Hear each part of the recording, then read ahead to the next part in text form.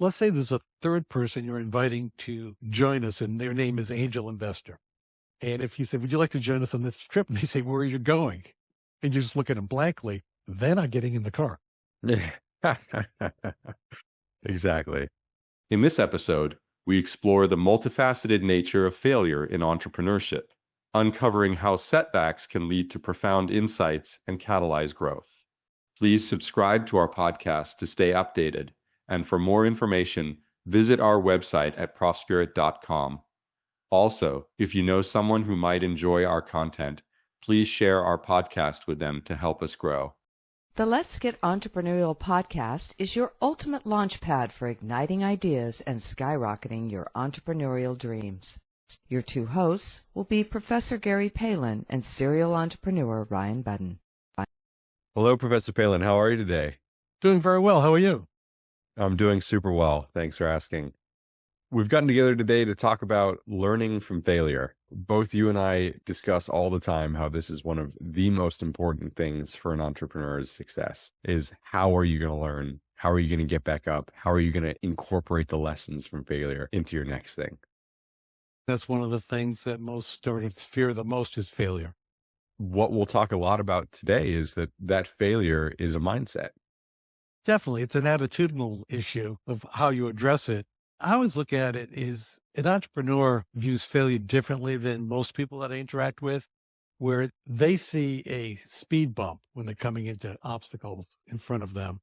Most of the people I talk to that are involved with startups, especially when they're first starting, they see a brick wall and they stop, but the entrepreneur might slow down a little bit, go over the speed bump. For people that are listening and looking at the brick wall right now and thinking, well, how the heck is this meant to look like a speed bump? It gets easier with time. The first speed bump you come up to, you're an ant's size and it's huge and immense. Well, by the time you've done some engineering, and I'm a car guy, so as soon as you've built a big enough car, then you just roll straight over the top of them. It's really a viewpoint of what is failure, because I look at it as failure is the outcomes fall short of your objectives for a business strategy. That doesn't mean that you have to stop. Henceforth, the speed bump versus the wall. Even if it's a major obstacle, let's say the entrepreneur comes up to it and sees the wall.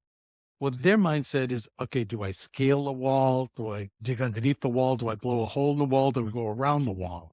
So many people I'm interacting with stop and say, there's a wall. What do I do? Yeah. How do I look around? Where do I need to pivot to? That's really the attitude. It's understanding failure is you are not achieving an objective. That doesn't mean that you can't ultimately achieve the objective. Right. And in most of the times, if you're viewing failure as we're going to recommend you do, that initial failure is probably actually going to help you get to your objective in a stronger capacity. Some of the work that you and I are doing, we're struggling with a few issues. We don't know the answer, but we both agreed that ultimately we will find the answer. And when we find it, we're going to have to look back and say, wow, that was a lot easier. Why couldn't we figure it out at the beginning? But that's the reality. That's what happens. When you find the solution, it's like, duh, why didn't I know that? I've been doing this for a long time now, not quite as long as you, but I think every 6 months I look back and think, why wasn't I doing whatever it is, this specific thing the entire time? How did I not know this? It's part of the journey. And initially that thing that I'm now doing as root memory was a failure that I learned, overcame, and have integrated it into what I do every day. I always like to see what are the reasons for the failure. And again, I'm not talking about longitudinal failure where it's an end, but sometimes it is an end. I like to know what are the causalities of it, and then I can address how do I overcome them. So you're looking at what's leading you to that failure point. So next time when you see those things coming down the pipeline, you can avoid it. We just did an episode about cash flow. That's very often a tipping point for potential failure. But as you start to see with failure, you're not able to ultimately to pay the bills. You're not able to meet payroll. You're not able to hit your payments for invoices, resources, whatever it is. When I understand that it's a cash flow issue, one of my options, I might say, I better go speak to my banker if I haven't done this already and get a line of credit. Right. If it's a short-term cash flow problem. Yes. Instead of being in the ocean and sinking and not doing anything. Yeah, that's one of the key points to failure. People go into it with there's only one failure, and that's the dissolving of the business, the ultimate failure. Whereas once you get into this mindset, you realize that there are tons of points of failure, things that don't go perfectly to plan. And if you view them as that, you're not admitting defeat somehow. You're just getting feedback from that small hiccup. Let's say I'm developing a product and it's not moving in the direction that I would like. Well, what's the reason for that? I'll go back and reassess what type of market research, what type of feedback I'm receiving from potential consumers and reevaluate. And I might repeat the customer inquiry and look for things that I've missed. I'm not just going to say the market's not accepting this. What's wrong with the market? And one of the key points to this is once you figure out what you did incorrectly or what could have been done better, you apply that to everything else. So that lesson that you got from customer feedback, you apply it to your other products as well, not just the product that ultimately wasn't successful. Again, it goes back to an attitudinal perspective on failure. I like to look at why is it failing and then make corrections and adjustments to address that, to turn the lemons into lemonade, as the old saying goes. That's a great one. Something that I've been taught on this is the growth mindset versus the fixed mindset. It's another way of phrasing exactly what we've said. Most people have a fixed mindset, so they're going from A to B. I would say most successful entrepreneurs have a growth mindset. During that journey, they can change how they're thinking about whatever the B ending place is. So it's not a rocket ship getting sent out. It's a series of steps that each step can change directions. And if you think about it in that way, these little hurdles are a lot easier to overcome, because with a fixed mindset, once you get up to a roadblock or this brick wall, moving at all feels like a failure. But if it's a series of small steps, you just step around whatever the obstacle is. And you're correct in visualizing growth as steps, because most people look at that flat line of growth. But if you really look at a microscopic level, it's a series of steps that are bringing that upward trajectory, or sometimes a series of steps bringing the downward trajectory. And that's when you want to look at what's the causality. I go back to that, pivot and move forward and adjust. The biggest thing is don't panic. Don't panic. That's a good one. One of the big stories that stands out to me always with failure is Michael Jordan was cut from his high school basketball team. Babe Ruth at one time held the record for most strikeouts. You have to understand it's a marathon also. It's not a sprint.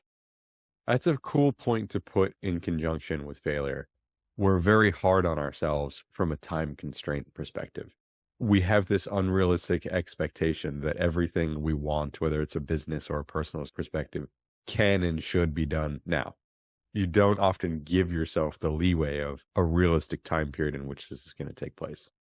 Patience is very important in entrepreneurship, because it's very rare that there's immediacy.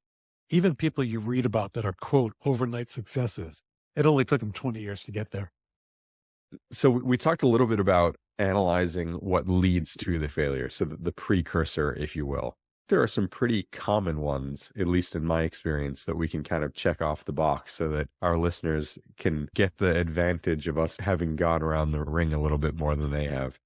One that always stands out to me and that I see in young entrepreneurs is just a simple lack of preparation. Lack of planning and preparation is very often a downfall. 100%. So many times, whether it's even listening to their basic pitch, I can tell that it's something they haven't rehearsed. If they can't concisely tell me about their idea, how can I help them with that idea? If you and I were planning a business, make it analogous to a road trip. We say, okay, let's throw our clothes in the car and let's start driving. And as we're driving, I'll say, why are you heading north? And you'll say, well, I'm heading to our destination. Well, I'm thinking we're heading south. We haven't even talked about the destination.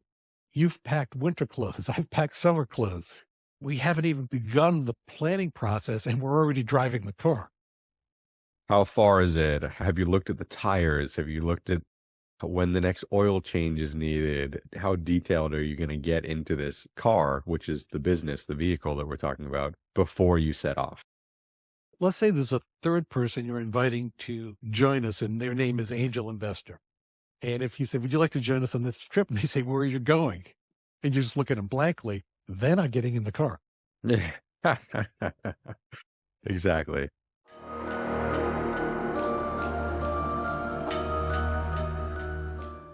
Ryan, Can you believe it? The Let's Get Entrepreneurial podcast is now listened to in 100 countries. That's incredible. A huge shout out to our listeners worldwide. You guys are amazing. To celebrate this milestone, we're offering an exclusive 50% off the Janus Entrepreneurial Assessment, but only for a limited time. That's right.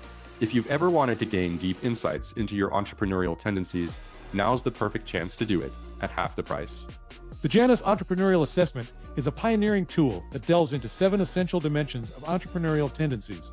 Whether you're an aspiring entrepreneur or looking to amplify your value in any other environment, this assessment will provide you with invaluable insights. Don't wait. Visit Prosperid.com today to claim your 50% discount and unlock your entrepreneurial potential today. Use promotion code JEA100 to secure this temporary discount. And of course, keep listening, keep innovating, and let's keep growing this entrepreneurial movement together. Preparation is free is the other thing. I find myself saying that to a lot of these startups that I talk to. You can prepare endlessly. That doesn't cost you anything. Once the business is moving, then time costs you a lot. We've sort of covered this, but not learning from past mistakes is a huge one that I look out for, especially when I'm starting to consult with startup organizations. If you don't have the mental fortitude, I'll call it, to make a mistake, learn from it, and not repeat that mistake, you're doomed. Maybe I should say that a little more gently, but that's really how I feel about it. If you're not able to realize, last time this happened, I did this and it didn't work, and I'm not going to do it again, you're in big trouble. Yeah, and look at it from an employee perspective. If you have an employee that makes a mistake, okay, they made a mistake. A week later, if they make the same mistake after you've told them how to address it, you would point out the mistake and you say, in the future, this is how you would address it. And if they make the exact same mistake, you're not as forgiving. If they made the same mistake but tried something else, sure, I'll give them a break. But if they did the exact same sequence of actions that got them there the first time, you've got an issue. That old saying, doing the same thing over and over again, expecting different results, is the definition of insanity. Some people take this to the nth degree and will catalog mistakes that they've made. Some people will just take some time to think through it. You'll find out what's right for you, but take the time to make sure you're not doing the same thing over and over again. There's all different areas that you can fail in. So operational failures, you can fail in structuring the proper operations. Management failures, you're not leading the team properly. And those are self-assessments that you can make to make adjustments. One that people make all the time, and they don't understand they're making that, is legal and compliance failures. That can have devastating impact, and it's so simple is just consult with the expert, your attorney. Right. In most cities, there are clinics where you can talk to a lawyer for a diminished price if price is a concern for yours. There are resources out there that don't involve the $450 or $500 an hour lawyer. Yeah, that's one of the things I wanted to talk about in this episode is the support environment for addressing failures. You want to build a support network. So you can have mentors, peers, professionals. One that you're very familiar with that you use is local entrepreneurship centers. Big time. I'm a member of my local entrepreneurship center. I volunteer there. I consult there. And there are lots of people like me. I'm not an outlier. Oftentimes I'll go in there and be shocked at how much value some of the other members of the Entrepreneurship Center are bringing to the cohorts, they're called here. If you're dealing with failure or if you have a fear of failure, don't sit in isolation worrying. You can create a support environment that can help you address it and get guidance. It hits the psychological aspects. It calms you down, but then you have a higher probability of overcoming those failures. You've touched on 2 really good things there in that one statement. Fear and support. Fear is crippling.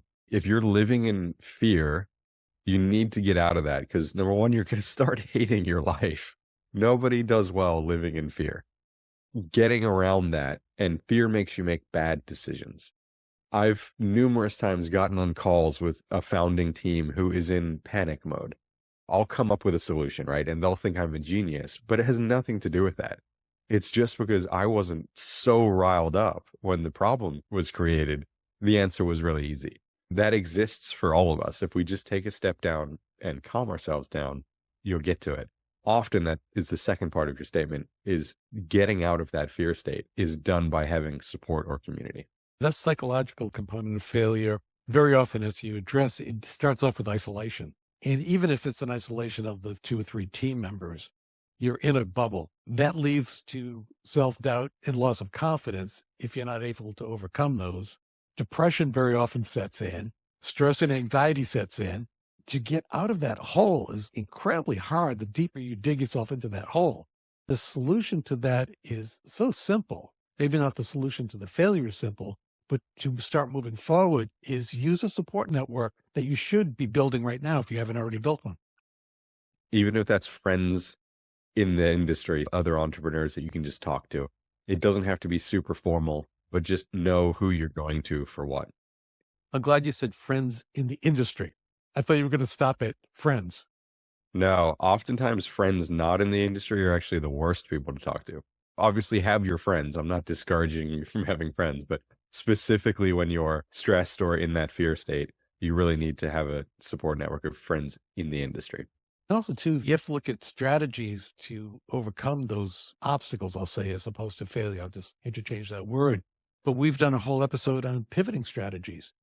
Pivoting can be a strategy to overcome obstacles. Or if you are in a financial recovery situation, we've done quite a few episodes on getting external funding. And I mentioned earlier, lines of credit. Problem with the line of credit, though, Mark Twain described a banker as the person who will let you borrow their umbrella, but the minute it starts raining, wants their umbrella back. So don't go to the banker when it's raining. You should have established that relationship as you're moving forward, get the line of credit early.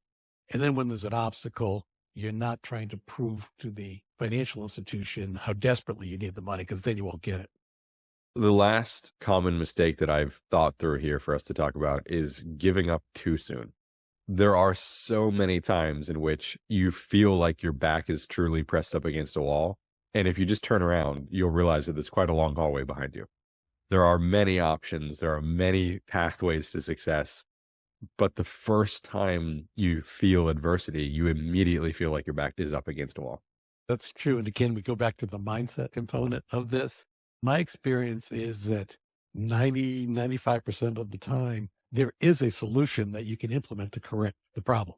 There are times where you might need to say, this isn't working, let's close up shop and head to another opportunity. But you don't want to do that at your first attempt. I know when I'm dealing with students and they'll come to me and say, Professor Palin, I can't do X. And I will say, well, what have you done to try to overcome it? And they said, I've called you. I'll say, no, that's not the answer. I'll talk through and I won't tell them what to do. I'll say, what do you think are potential steps you can take to overcome this? I'm trying to teach them so that they can think through opportunities. Now, on the flip side, if they come to me and say, Professor Palin, I can't do this. And I say, what steps have you done? And they say, I've tried A, B, C, D, and E. I'll say, okay. And then I will provide more guidance, more direct guidance, because they've tried things. And that's the mindset. You've got to try to fix this. Don't just throw your hands up and quit. Well, Professor Palin, any final thoughts on learning from failure here? Accept failure as a part of doing business. Review the issues you're facing. Look at various ways to overcome obstacles. Make sure you have a support network to help you out. And don't be afraid. Don't panic.